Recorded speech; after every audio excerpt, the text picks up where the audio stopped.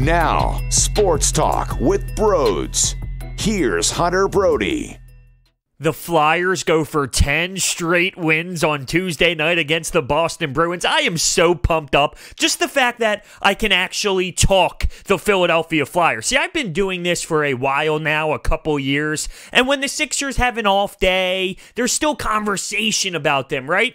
Then this year, it's painful conversation, but there's conversation. You can talk about the team. You can talk about the drama. There was never really moments where outside of a post-game reaction or outside of a post-game show that you could talk about the Philadelphia Flyers. But that's not the case right now, and I truly am enjoying this ride. Now, I put up a poll, not really a poll, but I left it open-ended, and I asked you, what do you want to hear? Do you want to hear a Flyers Bruins preview, or do you want to talk about the 76ers? What do you want? And the overwhelming majority went Philadelphia Flyers. Now, that's because possibly people are sick and tired of the crap that the Sixers put out on the court consistently this season. Maybe it's because the Flyers, this is so new. This is so new to everyone. It's been 3 million years since the Flyers were a team that you can actually talk about, so maybe that has something to do with it. I know that basketball has more fans than hockey. I'm not one of those hockey fans that get pissed off that the Flyers aren't talked about enough in this city, or get pissed off that people who don't watch want to jump on the bandwagon. I'm all for it. It's great for the game. It's great for the city. If you don't watch hockey, that's okay. Enjoy this. Tune into the Boston Bruins Flyers game on Tuesday night. Get involved in it. It's a beautiful ride. I accept everyone to hop on this bandwagon. I prefer it. I want it to be that way. But I love the fact that people chose Flyers hockey. They want to hear this right now because that's how great they're playing. Because that's what's beautiful about the way that this team is right now. You have personalities that you can relate to. You love the head coach, Alain Vigneault. The way he speaks, the way he presents himself during stretches that are a little tough, like when he called out the veterans. Or even when things are going great and he's asked, hey, who's starting tonight? He smiles with this big grin on his face and says, cat a hat. I mean, things like that.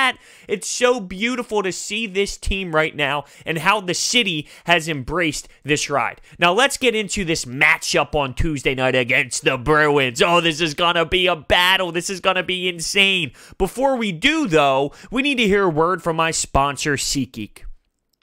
If you are interested in going to any Flyers game, any Sixers game, any game out there, or even a concert, you can use the promo code BROADS for $20 off of your total purchase, which is a no-brainer because that's free parking. It is. It's free parking. It's free beer. Use the promo code BROADS today. All right, so the Bruins are good. They are a really good hockey team. I can't stand that logo. I can't stand that uniform, the black and gold coming out. Boo! Boo! Every time I see that logo, I just want to boo them off the ice. Now, I do understand that it is a very historic logo. You take a look at the original 6 teams from a fan that loves the game of hockey. Of course, it's a very iconic jersey that I love. But as a Flyers fan, get it off my ice! Get it off!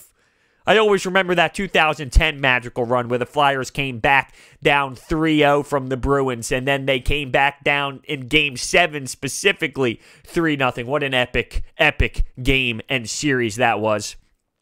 When you look at the Bruins, they're coming off of this tough battle with the Tampa Bay Lightning where there was fist fights, and those two despise each other. They know that they are on a course to meet in the postseason, and we all remember Tampa Bay and what happened last season. They have great talent, although Steven Stamkos is injured, which is a big loss. They still have enough, though, to compete at a high level. They know they're going to be seeing each other in the postseason. They're going to be fighting for the Stanley Cup out of the East. They have that type of mentality with the organizations right now. So they're coming off of a really emotional tilt where they lost. And that's the key word. I think because they lost, it's going to benefit them to be really pissed off and disgusted coming into Philadelphia. So, they could have some bad taste in their mouth. A bad taste. And, they want to get it out of their mouths. Might not serve the Flyers well, but it's something to look out for. They are 43-14-2. That is really impressive. And they're 21-10-3 on the road. And I really wanted to take a look at their road record because I know how good they are at home and how hard it is to be a road team to go into TD Garden based off of the way the Bruins play at home. That crowd is insane. They have a great atmosphere up in Boston for the sport of hockey, in case you didn't know that and you lived under a rock. But I really wanted to see how they perform on the road, and they do. They do perform well on the road. So how do the Flyers stop them? They have one line. Pasta, who almost has 50 goals on the season. That's right.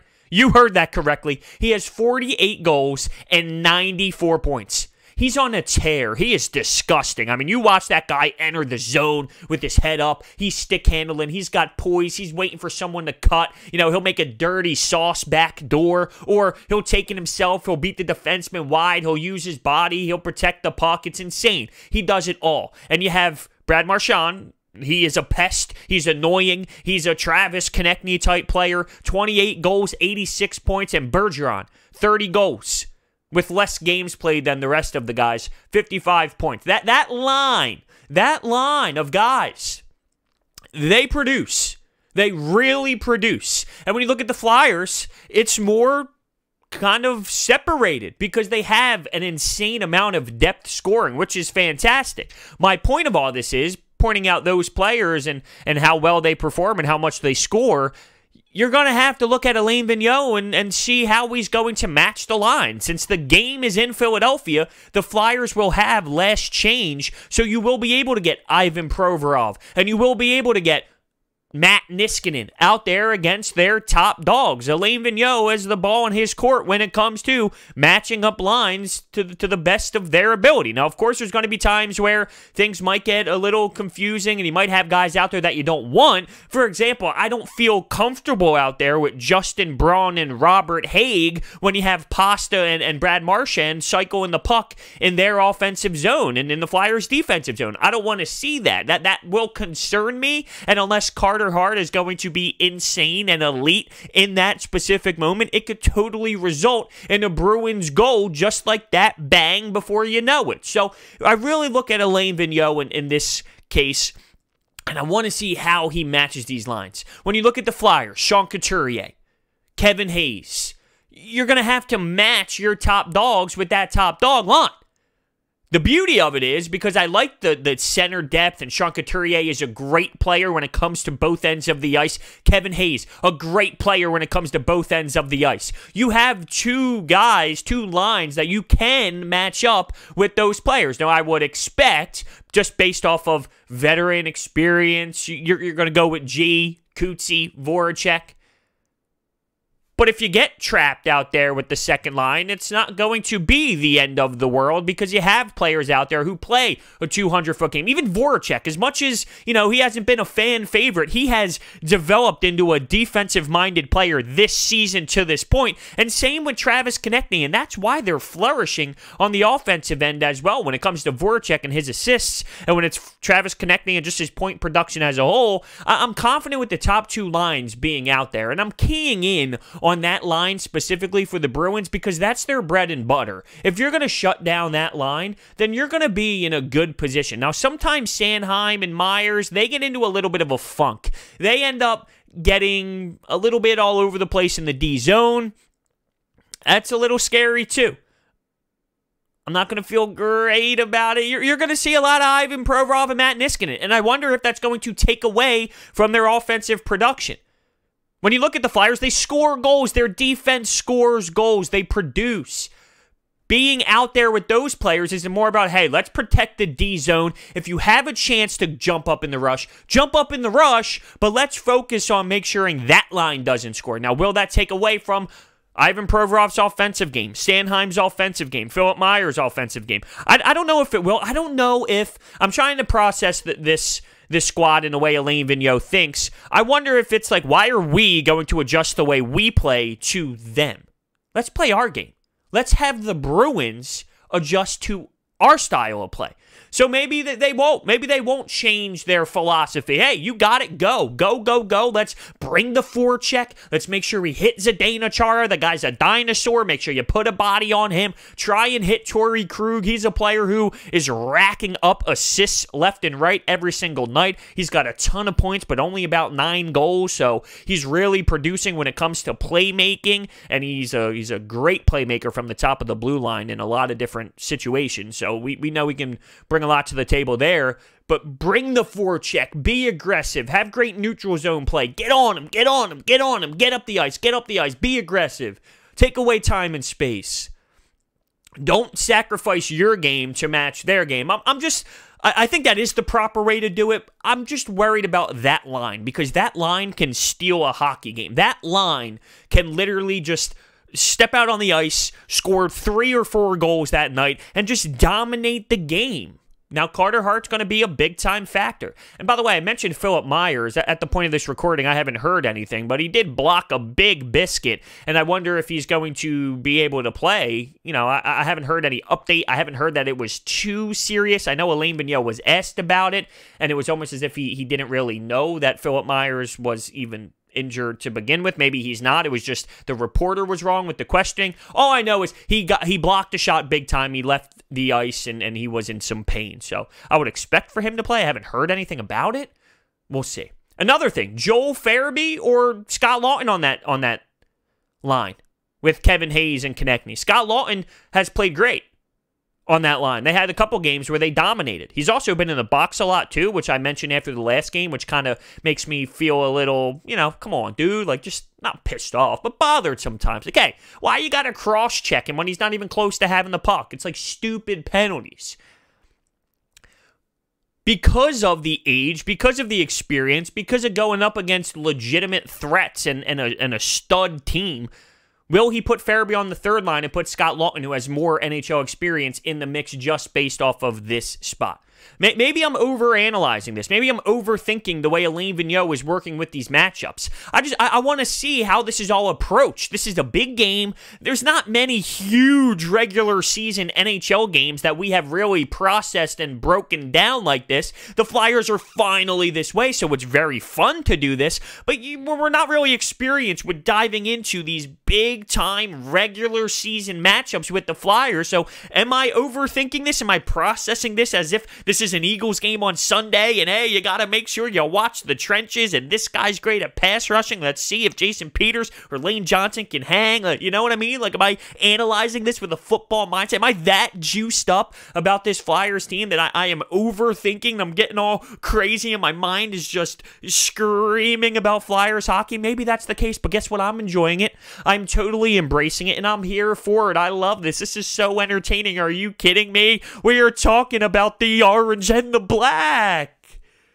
Crazy. Stay out of the box. If they have a power play opportunity, cash in on it. During this 9-game win streak, they've been good on the power play. If that's a chance, hey, listen, it's 2-1, Bruins, you get a power play, tie it the hell up right before the second period ends. I'm just spitballing a random scenario. You got to do it. Those are the differences in games. If you're up 2-1 and you have a chance to go up 3-1 late in the third, and that's the difference in the game, that's great. Or if you don't, and then the Bruins score late with a minute left in the third, but what if you scored, So you got to make the most of those power play opportunities. I allowed all of you to chime in, whether it was my Twitter account, @Broads81, and responding to some of my tweets, whether it's my YouTube community page, whether it's the 24/7 Anytime hotline. The phone number is 856-442-9805. I let all avenues open to hear what you think right now about the Flyers. So it's time to start diving into those. Kyle comes in and says, gonna be a tough matchup, but they've shown that when they're on, there's nobody that they can't skate with. I keep Hart in the net as well, coming off a great game on Saturday night. All fired up in Capitals. Now, I mean, I would be really disappointed if Carter Hart was not in the net, and I don't think that that's even a question in the coach's mind. He's so damn hot at home. He's coming off of I mean, you can look at it and say maybe his best performance as a pro, if it's not the best, it is really up there. So he's coming off of, arguably one of his best performances ever in the NHL. There's no doubt about it that he is going to be in between the pipes, but I am so pumped up. Tyler Jordan, defense wins championships. If the goalie can keep up the wall, we can win any and every game. The best thing that the players on the rink can do, come up with better teamwork strategies, more passes, more coverage, more numbers against the opposing team goalies. That will definitely get us a win on Tuesday. So I think what he's going with there is maybe, hey, you got an odd man rush. Maybe you have one guy drive the net. Make sure you hit the trailer. Like when you have those opportunities on those odd man rushes, let's go. Let's cash in. Let's make the goalie work. And he's talking about the D zone as well. Hey, let's beef it up in there. Let's make sure we're strong in the D zone. There are sometimes breakdowns in the D zone, and Carter Hart's been phenomenal to make sure that doesn't go in the net. But there are some times that I get a little bit nervous with the D zone. Seeing the way Boston played against Tampa shows me that they're not perfect every game. And the way they fell apart in the third period, I think we can beat them. Love the show, Broads. Thank you so much. You're right, it wasn't their best game, and they're definitely beatable, all right? This is the NHL. I watched the Red Wings beat teams. I'm watching the Los Angeles Kings, who stink, go on this obnoxious win streak, and this is the point of the season where those bad teams have nothing to play for, so they can go out and beat the teams that are a little bit more stressed and have their hands tied around their stick a little bit tighter because they know that they're fighting for that playoff spot. They know they need the points, while those bad teams kind of, they go through the motion. So any team can be beat. Different situation when it's Boston versus Tampa, of course, but you get my point. The Boston Bruins are beatable, and I can't wait to see if the Flyers can go out there and really make it happen. The Flyers have what it takes to win this game. It's simply a matter of keeping up with the Bruins style of play and getting on the board early to hold the lead. Now, I want them to get on the board early and take the lead. I'm not afraid if they don't, though. And I think that this team has shown if they do go down, okay, all right, let's go, boys. They're not phased. Let's get the red line. Let's get it deep. Let's get our forecheck established. If things go wrong and they lose the lead early, I'm not concerned when it comes to this squad, and that's a good thing. Now, I don't want them to go down early. I want them to take the lead. I want them to score first. I want to hear, feel the shake at the Wells Fargo Center. That's what I want. But I'm just saying I'm not afraid if they don't, because I've seen this team over and over and over again.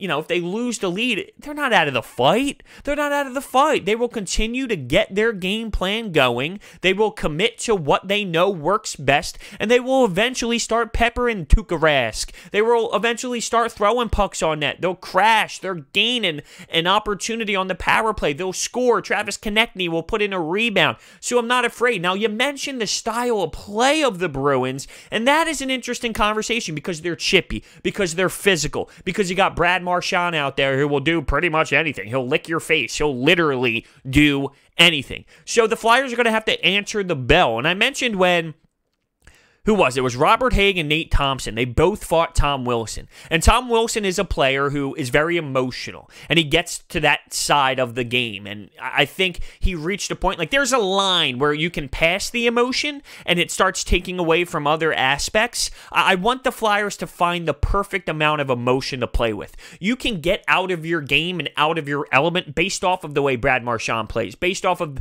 certain things that happens. You're going to have to bring the emotion, bring the intensity when it comes to that side of the game, but you're going to have to hit that level of just underneath the max so you can still work on other elements as well and still be a super effective player. And guys like Scott Lawton, guys like Travis Konechny, they're going to have to be able to control that. Now, when you look at someone like Nate Thompson, his role is different. So if he does reach the over-the-top level, like that's fine because that's your fourth-line guy, he's your veteran guy, and I don't think he will based off of experience. When you're that experienced in that role and when you've been around, you know how to kind of control yourself. I just want to see the way that this team plays when it comes to the physicality, when it comes to the after-the-whistle stuff. This is going to be a playoff atmosphere type game, and that's a big side of playoffs. That's a big side of some tough matchups throughout the regular season as well. It comes down to the emotional side of the game. All right, we have phone calls. There is nothing better than phone calls on Sports Talk with Broads. The 24/7 anytime hotline. Let's kick it off.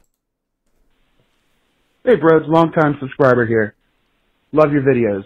I'm a huge Flyers fan. I have been for years. Like how the Eagles are Philly's #1 team, that's the Flyers to me. I live and bleed orange and black. My question to you is, at the start of the season, I'm sure we can all agree that just making the playoffs was going to be enough.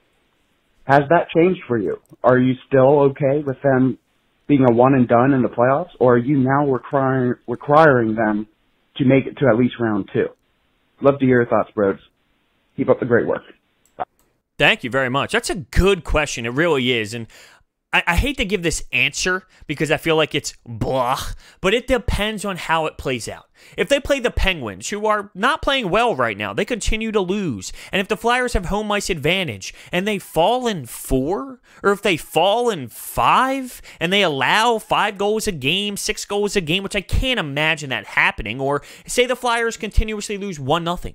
2-0, and the Flyers can't score goals after being on this stretch of this win streak where they're scoring 4 goals a game or more, then I would be really bothered and upset. But if they have to play, okay, we'll use the Penguins again as an example, because if they fall on that second seed, it seems like that might be who they will host.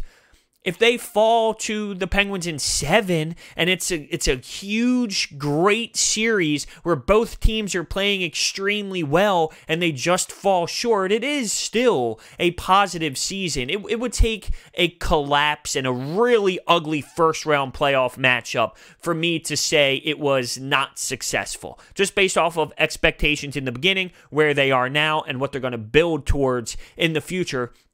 Unless it's some huge collapse. Like, I get it, right now they're winning. Oh, they have to get out of the first round. Well, hockey's a little bit different, and the setup is different as well. It's not 1 through 8, where if you come in first, you're going to play a team like the Orlando Magic of the NBA, who are absolutely abysmal and under 500. Once you get into the postseason in hockey, everyone is there, and everyone is have pretty much the same percentage to win, in my opinion, as we've seen in the past when the Kings win, or another 8th seed win, or the St. Louis Blues last year going from last to essentially first in terms of champions. So it's so different in hockey. I would have to see the way that it plays out, and I hate that answer, but it is significant when it comes to how I feel.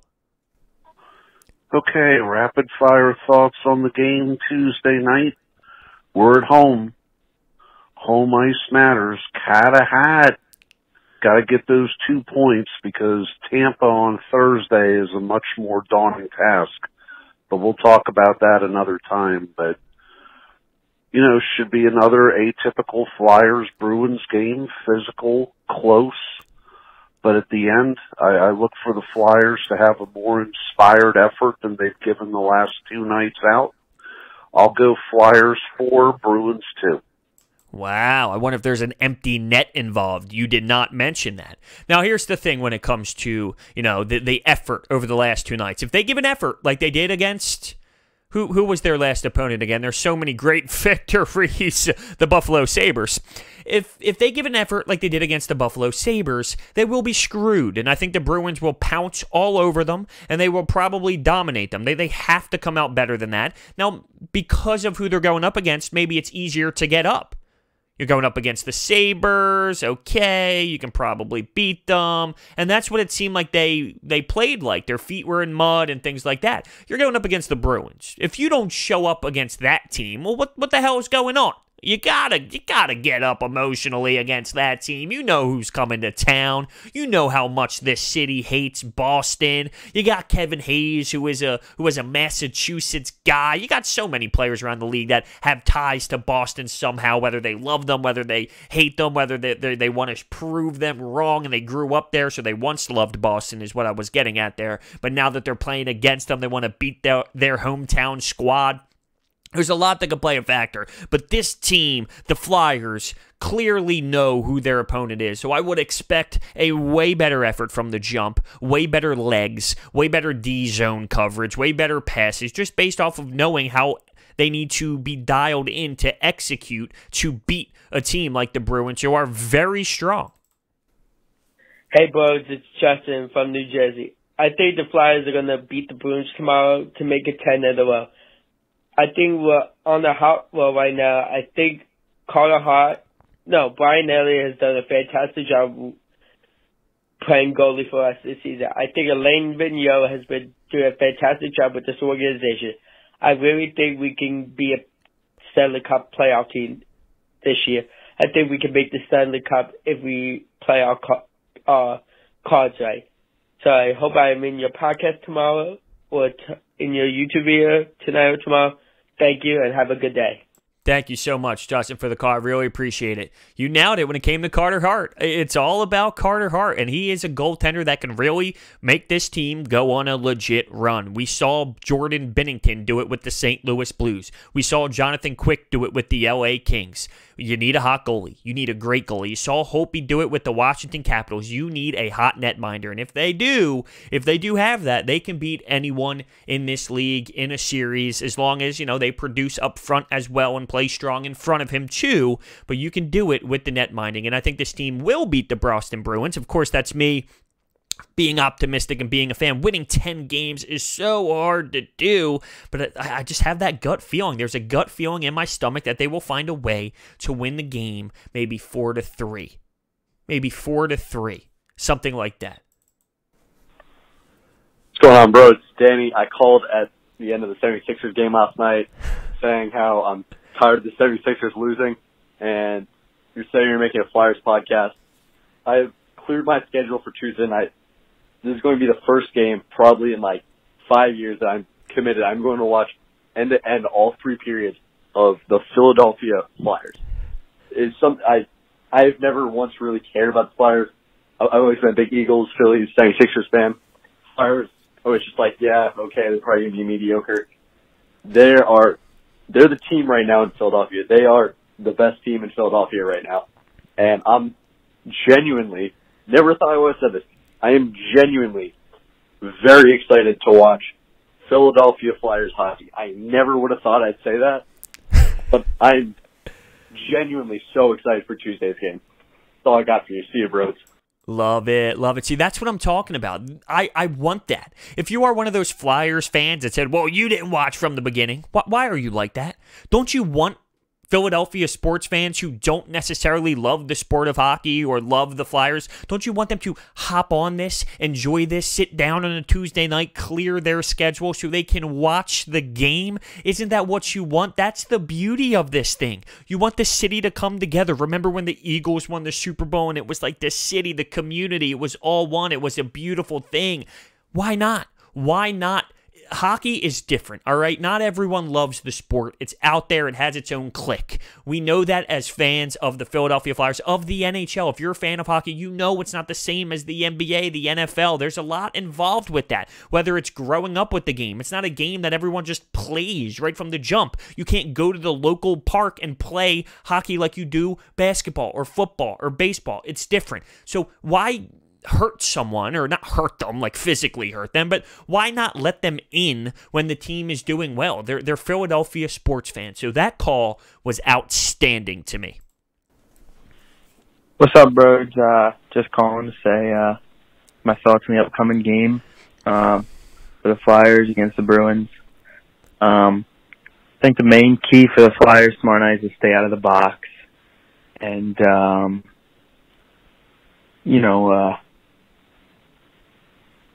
get the puck in deep, cycle it, just play dirty hockey. It's going to be a tough one, a physical one. It's going to be fun. Go Flyers. It is going to be fun. Staying out of the box is key.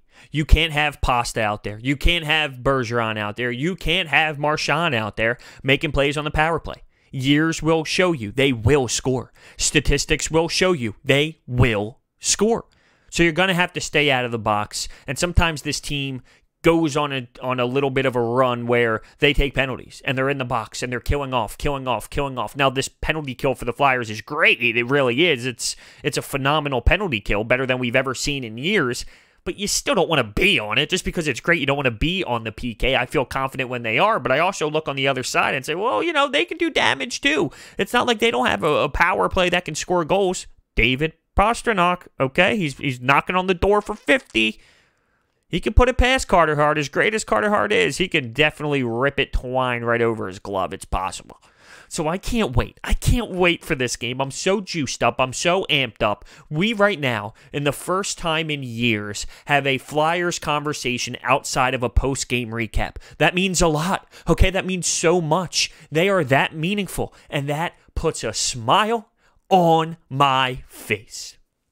So with that being said, hit that thumbs up button and subscribe. Comment down below if you think the Flyers are going to beat the Boston Bruins. Thank you so much, and I will see you next time.